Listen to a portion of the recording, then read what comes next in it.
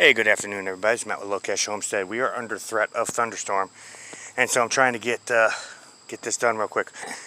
That is a bale of straw. I found that on the side of the highway. What we're doing here is I have these stakes right there and right there, and that is 6 feet from the baseboard of the high tunnel. And the reason we're doing that is because we're actually going to run fabric when the season's over and we can clear this trellis here. We're going to run fabric from there to here. Now this fabric is 6.5 foot wide. I've been getting it from Growers Solution. They were out. I got this from Amazon. It's the same weight, same length. It's actually 6 inches wider, and it was about 20 bucks less. So we're going to give this one a try and see how much I like it. But basically what I'm doing here is I've got some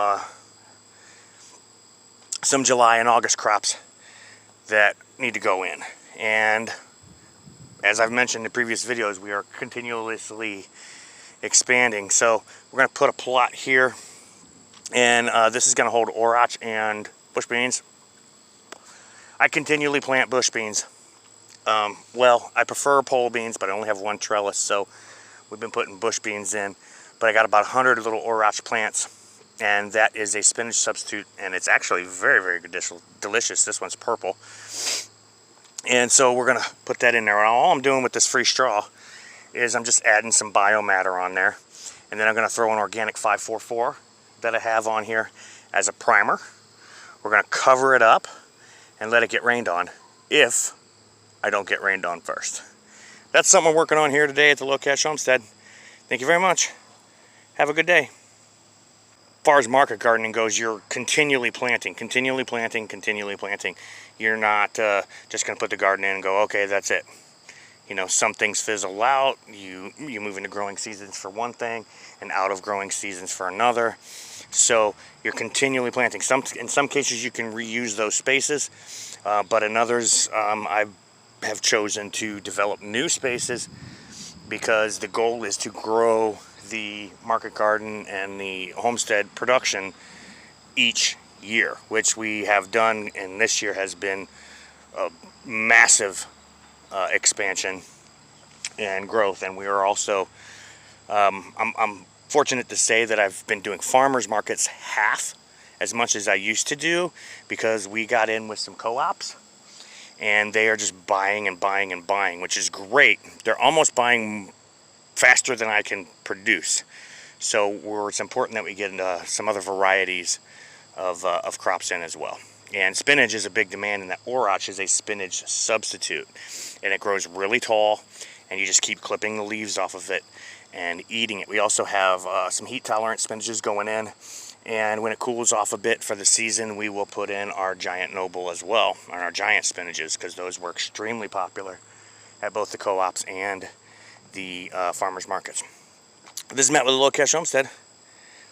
That's what we're doing today. Thank you very much.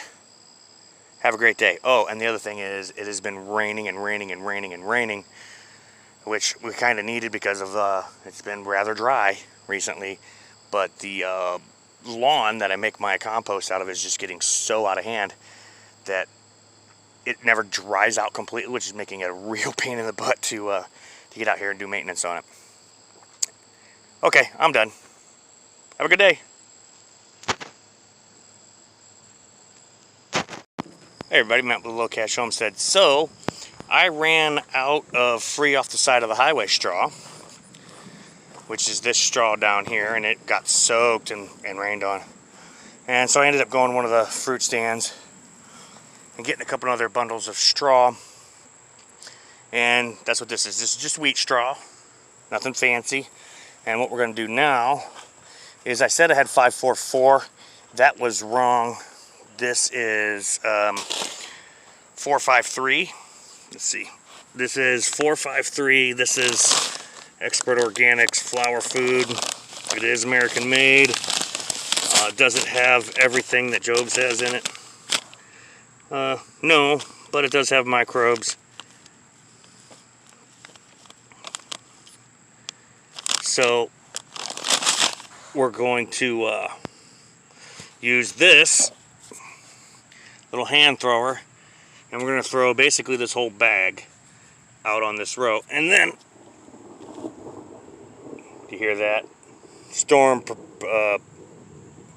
whether or not the storm comes or not, it's going to decide whether or not I get this rolled out and put on and stapled down. So we'll get as far as we can, but basically we're just going to prime this with this. Now the real nutrition for what we're going to grow here is going to come through the drip lines, because I custom make, or I should say blend, various retail and special order fertilizers to get the desired result. So if I'm growing corn, I do a high nitrogen with a little bit of extra phosphorus and potassium for that root development, which you can really see in the corn if I were to take you over there, but you'd really be able to see it this season because none of it has fallen over, and we have had just horrific storms and winds.